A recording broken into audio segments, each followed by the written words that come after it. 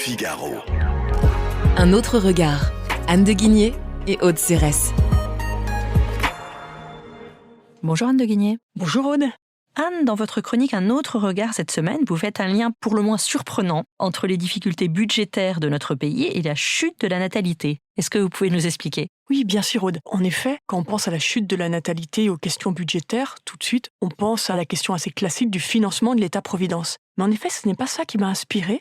J'étais très frappée de voir lors des débats budgétaires à quel point il y avait une difficulté des politiques à reconnaître la réalité, les difficultés vraiment que traverse notre pays, et de voir comment tout le monde s'est galvanisé d'un vote d'une loi de financement de la sécurité sociale qui va encore creuser le déficit de 24 milliards d'euros, après 23 milliards en 2025 et 15 milliards en 2024, m'a paru assez sidérant. Parce que vous vous rappelez, au départ, il y avait vraiment cette idée qui était très ancrée, c'était un tabou absolu de s'endetter pour financer la sphère sociale. La sphère sociale, elle correspond à des dépenses immédiates de fonctionnement pour les générations actuelles. Et donc l'idée de s'endetter, autrement dit de faire payer ces dépenses, quelque part de bien-être des générations actuelles par les générations futures, c'était un immense tabou dans les années 70. Et on voit qu'aujourd'hui, on est complètement décomplexé du sujet et qu'on est enchanté parce qu'on fait que 24 milliards de déficit. Et donc j'étais vraiment frappée de cette difficulté à énoncer la réalité. Et pourtant, les Français, de leur côté, épargnent comme jamais. Les Français comprennent, ils ont vraiment cette intuition très forte que ça ne va pas et qu'il faut se préparer à des lendemains difficiles. Parce qu'en effet, l'épargne a rebondi très fortement. Évidemment, ce qui embête beaucoup le gouvernement, parce que si les Français consommaient au lieu d'épargner autant, l'économie repartirait. La dernière chiffre de l'épargne, elle est montée à 19%, donc bien plus loin que l'épargne avant Covid, qui était de 15%. Donc ces bas de laine bien remplis ont une fonction très simple. Elles vont permettre aux plus jeunes qui peuvent épargner, parce que tout le monde ne peut pas épargner, il faut toujours avoir en tête que ce sont les plus aisés qui épargnent. Donc les plus jeunes se préparent leur retraite, et puis les plus âgés se donnent la chance de pouvoir aider leurs enfants. Mais parce qu'il faut aussi penser à ceux qui ne peuvent pas épargner, et eux, je trouve, il y a quand même un vrai sujet de la part des politiques de nier ce qui risque de leur arriver, c'est-à-dire des fins de vie extrêmement difficiles. Donc en fait, moi, ce qui me frappe, c'est vraiment une question de fond.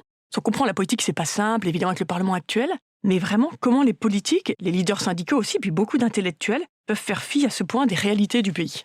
Et c'est là qu'intervient la philosophe Hannah Arendt dans votre chronique qui donne une réponse originale et assez éclairante à cette question.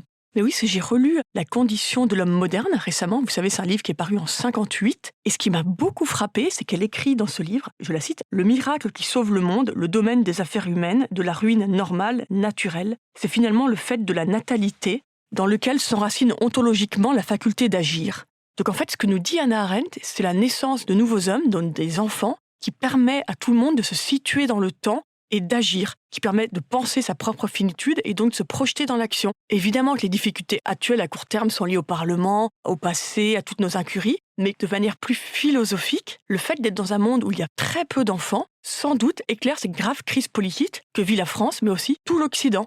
Et vraiment, ça m'est apparu clair en lisant ce livre.